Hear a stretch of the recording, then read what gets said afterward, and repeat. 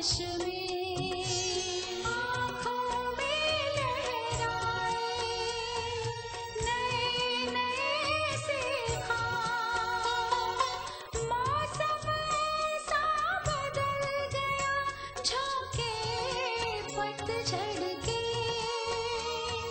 खुशबू बनकर बिखर गए अपनी तलाश में, अपनी तलाश में। अम्मा मत रोना, सब ठीक हो जाएगा, भगवान सब ठीक कर देंगे, मत रो। मुझे कोई माफ नहीं करेगा, अब तो भगवान ही मेरी फरियाद नहीं सुनेगा। पाप किया है ना मैंने, इसकी सजा सिर्फ मुझे मिलेगी। मैं तुम्हें धक्का देता हूँ। नहीं, मैं नहीं बनूंगी, मैं नहीं बनना चाहती, मैं नहीं बनना चाहती। मेरा ख्याल ठीक था, अब ये लड़की चाहते हुए भी नहीं मर सकती। अब मुझे इसके घर वालों को बताना चाहिए। घबराने की कोई बात नहीं है, इन सारी समस्याओं का सिर्फ एक ही हल है। अम्मा मुझे घर ले चल अम्मा। नहीं बेटी। बाबा जी हम भी आपके पास एक ऐसी ही परेशानी से घबरा कर आए हैं। मैं जानता हूँ। बात यह है कि 6 महीने की बाद इसकी शादी है, दुनिया वालों की नजर से इसे कैसे बचाऊं? सबकी एक ही कहानी है, मर्द लूटने वाला, औरत लूटने वाली। समाज, मजहब, कानून सब मर्द का साथ देते हैं। अब ऐसे में औरत क्या करे? इसलिए वह औरत उस मर्द से इंतकाम लेने के लिए उसके बच्चे को गंदी मोरी में बहा देती है।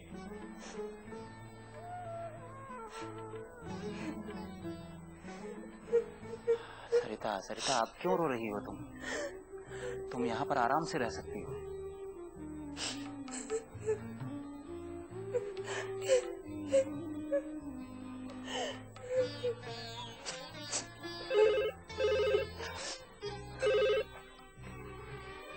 हेलो जी, मैं 10 मिनट में आ रहा हूँ।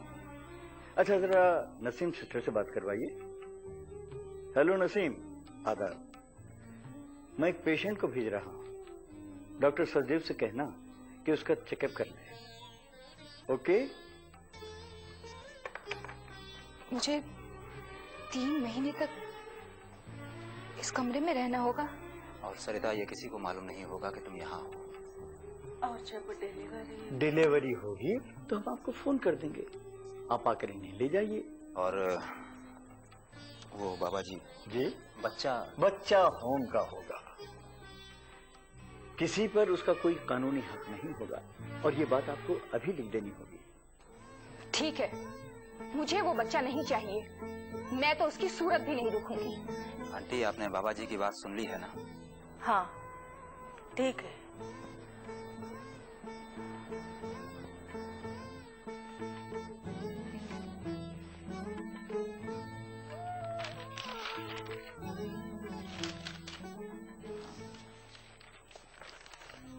आप यहां साइन कीजिए।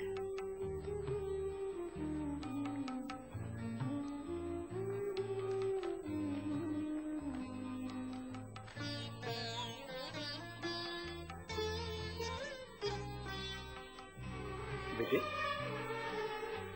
आप यहां कीजिए।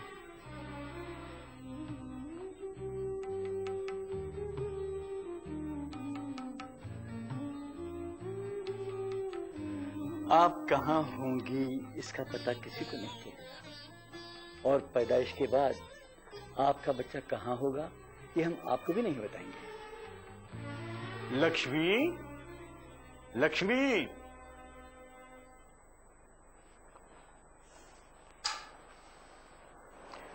तुम इन्हें अपने साथ ले जाओ। मेरे साथ चलिए। हाँ हाँ जाओ बेटे।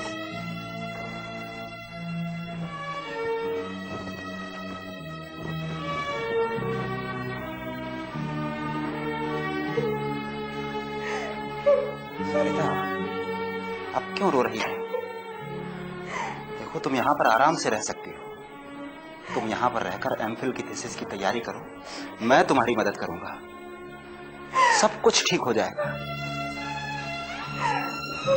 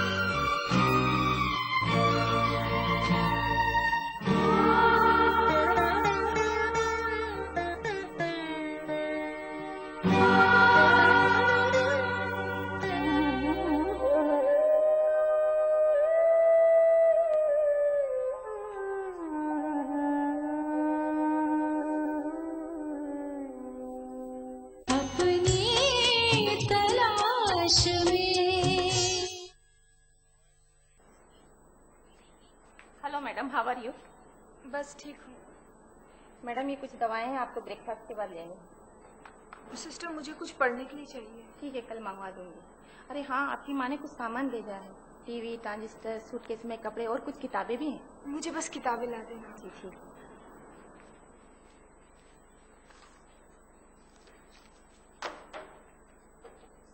मैडम, ये किताबें, आपको इंजेक्शन देना है।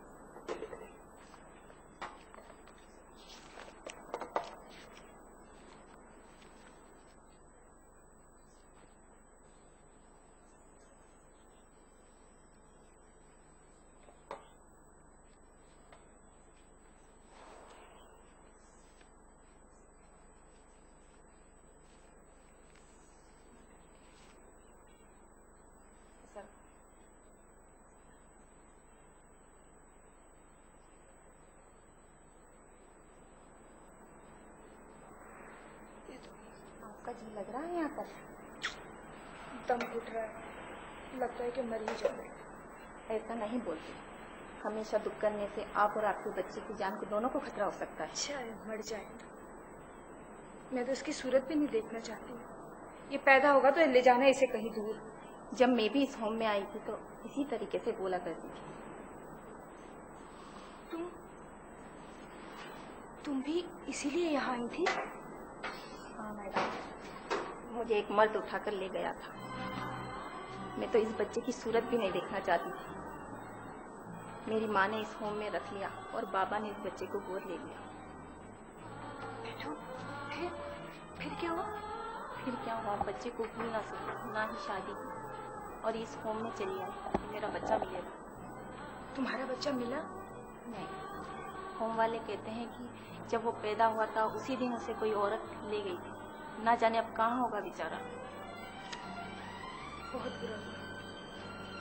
लेकिन फिर तुम इस होम में क्यों आई? बच्चे को भूल ना सकी। इसकी उम्र के जो भी बच्चे को देखती हूँ अपना ही बच्चा समझती हूँ।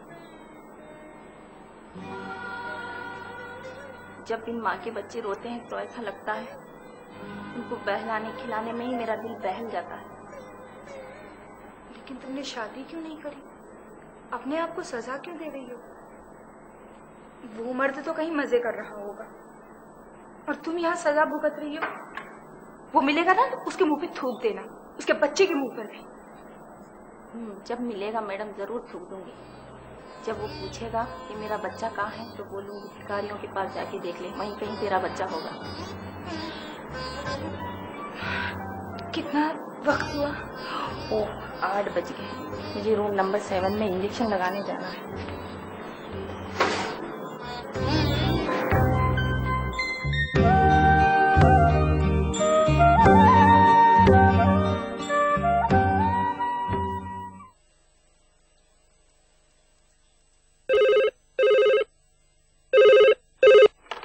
हेलो रोशन,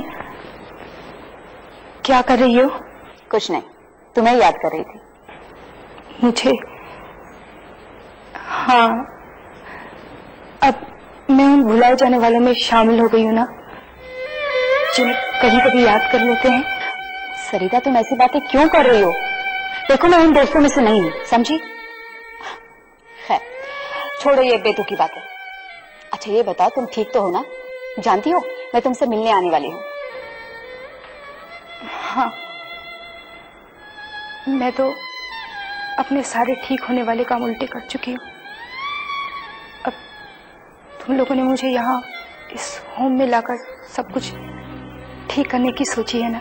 सरिता, तुम अच्छी तरह से जानती हो कि दानिश भाई ने तुम्हें वहां क्यों भेजा है। और दिन गुजर जाते तो सुरेंद्र भाई को पता चल जाता, दुनिया वाले क्या कहते। खैर, तुम अपने आप को संभालो, सब कुछ ठीक हो जाएगा। हाँ, दानिश भाई हमेशा हम सबका अच्छा ही काम करते हैं, हर किसी की मुसीबत में साथ देते हैं। देखना मुझे कितनी अच्छी जगह पहुंचा दिया है इन्होंने। सरिता, ऐसी बातें मत करो। देखो, इसके अलावा कोई भी रास्ता नहीं था। हाँ, मेरे तो बचने के सारे रास्ते हमेशा ही बंद हो जाते हैं। रोशन, उसने मुझे कमरे में बंद कर दिया था। मैं चिल्लाती रही, रोती रही, सबको पुकारा मैंने। सरिता प्लीज प्लीज रो मत, अपने आप को संभालो। मुझे तो इतना गुस्सा आ रहा है कि तुम लगता है शैतान को मैं पुलिस के हवाले कर दूं, लेकिन तुम्हारी बदनामी के बारे में सोच के मैं चुप हो जाती हूँ। मैं उसे नहीं छोड़ूंगी, अगर मुझे नजर आ जाए तो मुझे तो शूट कर दूंगी।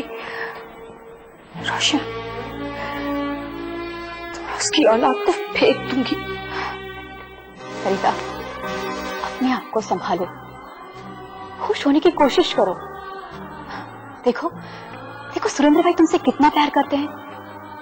उन खुशियों के बारे में सोचो, तुम्हारे आगे कितना सुख है, उनके बारे में सोचो। सब कुछ ठीक हो जाएगा। बस 2-4 महीनों की तो बात है, ये दिन भी गुजर जाएंगे। पता नहीं कब गुजरेंगे ये दिन, या गुजरेंगे भी या नहीं, या हमेशा मेरे साथ रहेंगे।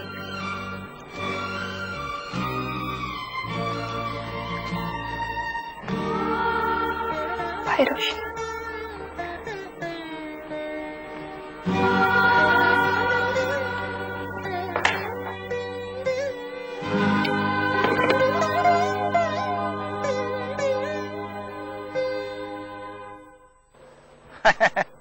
आधा मर्द काबिल जी। भाई आधा बजे कहिए, क्या हाल है? भाई अल्लाह का फजल मजे। हसमुख जी, आप जूता खरीदने के बाद एक जरूरी बात करनी थी आपसे। हाँ हाँ, 1 मिनट। अरे भाई, जरा कोई सुंदर सा मजबूत जूता दिखाइए। साहब, आप शादीशुदा आदमी हैं, इसलिए मैं आपको बहुत मजबूत जूता दूंगा, चाहे आप कितनी बार। मेरा मतलब है घरवाली से कैसा ही झगड़ा क्यों ना हो। ये लीजिए, देखिए। अरे भाई, ये जूता मुझे पसंद नहीं है, रखिए इसे। ठीक है। अरे साहब, मेरे पास तो आपके लिए जूते ही जूते हैं। जरा अपना सर उठाइए, देखिए एक जूता आपके सर पर लटक रहा है। जी, कल मैंने कुछ शायरों को बुलाया है घर पे। अरे वाह बाबा। तो मैं सोच रहा हूँ कि एक मजबूत जूता मैं भी खरीदूं। हाँ हाँ। अच्छा अच्छा, फिर तो मैं आपको एक ऐसा जूता दूंगा कि आपके हर वक्त काम में आए। अपनी तलाश में। अच्छा अच्छा, फिर तो मैं आपको एक ऐसा जूता दूंगा कि आपके हर वक्त काम में आए। ये लीजिए, इलेक्शन से पहले पार्लियामेंट में जब सियासी पार्टियों के बीच में जूताबाजी होती है ना, तो बस यही जूतों से काम लेते हैं। तो फिर सियासी लीडरों को बेचिए ना ये जूते। ये हमारी जान पे कहीं को आ गया। बोलिए। जी बिल्कुल ठीक फरमाया आप मौलाना। ये जो हमारे शहर में हजारों नौजवान जो सड़कों पर जूते लटकाते फिरते हैं ना, बस ये हमारे ही जूते पहनकर घूमते हैं। अरे भाई क्या है कि देखिए आपके जूते मजबूत तो सुंदर नहीं है? कोई शो नहीं भाई इसके अंदर है? हाँ। क्या आप कोई महाराज है? साहब, जब सियासी पार्टियों में मिनिस्ट्री के लिए झगड़ा होता है ना, तो इन्हीं जूतों में रखकर दाल बांटते हैं। ये जूते ले आके सियासी लीडरों के घर पे बेचो। यहाँ के हमारी जान कहीं को खा रहे हैं भाई। ऐसी बात नहीं है, वही झगड़े किस घर में नहीं होते। आप दोनों पड़ोसी हैं, इसलिए मैं कहता हूँ कि आप दोनों ये जूते खरीद ही लो, वक्त बेवक्त काम में आएंगे। गाफिल जी, ये जूते वाला तो हम दोनों के बीच में जंग का समा बांध रहा है। नहीं नहीं भाई, मैं लड़ाई झगड़ा करवाने वाला आदमी नहीं हूँ, इसलिए मैं तो सिर्फ ये कह रहा हूँ कि ये जूते आपको बहुत सस्ते पड़ेंगे। हसमुख मियां, आज ये जूते वाला एक जूता आपके सर चेप के रहेगा।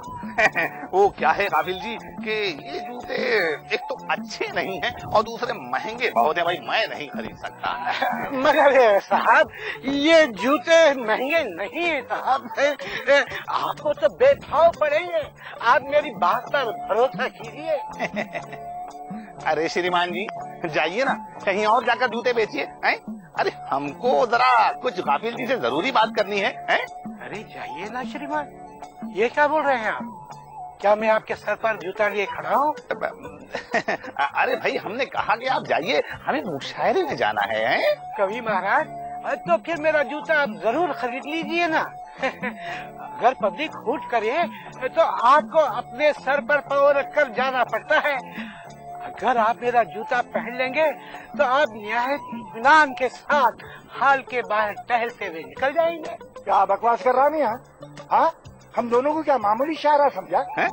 अरे खुदा की कसम, मैं जब अपना कलाम सुनाता हूँ तो लोग सुभान अल्लाह वंस मोर वगैरह चीखा मारते हैं, दाद ऐसी देते हैं छत उड़ जाना। बात कर रहे हैं। वो तो ठीक है, आप दोनों मुशायरे में तशरीफ ले जाइए, मगर याद रखिए पब्लिक की तरफ से जो जूते आएंगे वो हमारे जैसे जूते नहीं। अच्छा, आप पहले तशरीफ ले जाइए। चलिए जाइए भाई।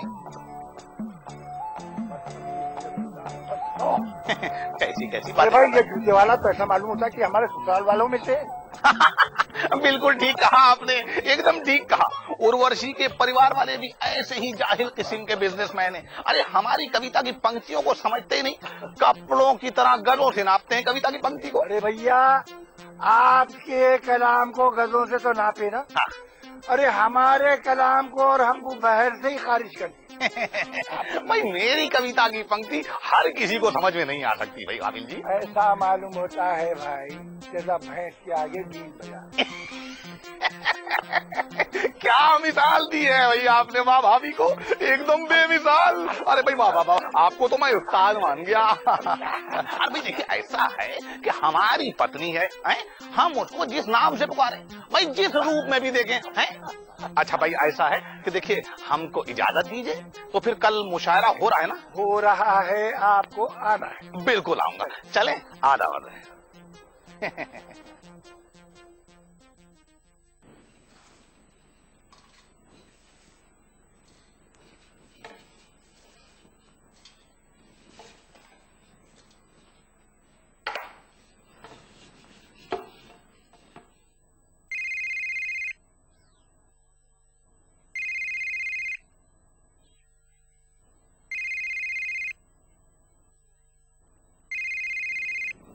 हेलो, आंटी नमस्ते। नमस्ते। जी मैं प्रोफेसर विनय कुमार बात। बोलो। आंटी सरिता है घर पे? नहीं है। क्यों? आंटी इससे बात करनी थी। क्या बात करनी है? वो तो मैं सरिता से बताऊं। देखो विनय, हमारा घर पे फोन नहीं करना बोले ना। आंटी आप खामखा। देखो मुझे सब कुछ मालूम है, आइंदा कभी हमारा घर पे फोन नहीं लगाना, समझे?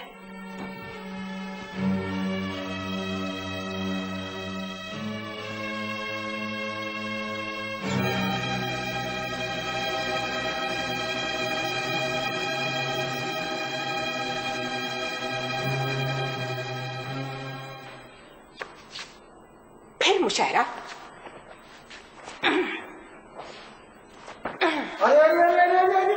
अरे ये क्या कर रहे हैं भैया? यहाँ कल मुशायरा होने वाला है, हैदराबाद के बड़े बड़े शायर आ रहे हैं और ये मसरत को क्या करें? अरे यहाँ तो मुशायरे के सदर साहब बैठेंगे भाई। अजी सदर साहब तो तब बैठेंगे यहाँ जब यहाँ मुशायरा होगा। क्यों? महीने की आखिरी तारीख आ चुकी है, महीने का खर्च चलाना मुश्किल हो रहा है और आपको मुशायरों की पड़ी हुई है। इस घर में शायरों की दावत नहीं होगी, समझे? सुन लो बेगम, यहाँ मुशायरा होएगा, मेरे दोस्त करार, समझे? आपके दोस्त ही तो आते हैं अजी, वो सब आपके दुश्मन है, दुश्मन। आपकी शायरी पर वाह वाह करके बिरयानी खाने चले आते और बाद में इशारों में मुस्कुराते। अजी ये तो मेरी शायरी का कमाल है, मेरा कलाम सुन के उनके दिलों के कलियां खिल उठते, उन लोगों का हाजमा अच्छा हो जाता और जल्दी जल्दी बिरयानी खा लेते। बेगम एक शायर ने क्या खूब कहा है, वाह वाह वाह। होंचे तेरी जिंदगी पे दिल हिलता है, ये एक तबस्सुम के लिए खिलता है। होंचे ने कहा इस चमन में आए बाबा, ये एक तबस्सुम भी किसे मिलता है। वाह वाह। इस एक तबस्सुम के लिए मैं 15 आदमियों की दावत नहीं कर सकती, समझे आप भी बोलो ना। तो देखो मैं बोल दे रहा हूँ, मैं बोल दे रहा हूँ तुम्हारे को, ये घर मेरा है, ये घर मेरा है, मेरे पूरे दोस्त ये घर में आएंगे, समझे? मुशायरा होके रहेंगे। मैं भी देखती हूँ कैसे होता है मुशायरा।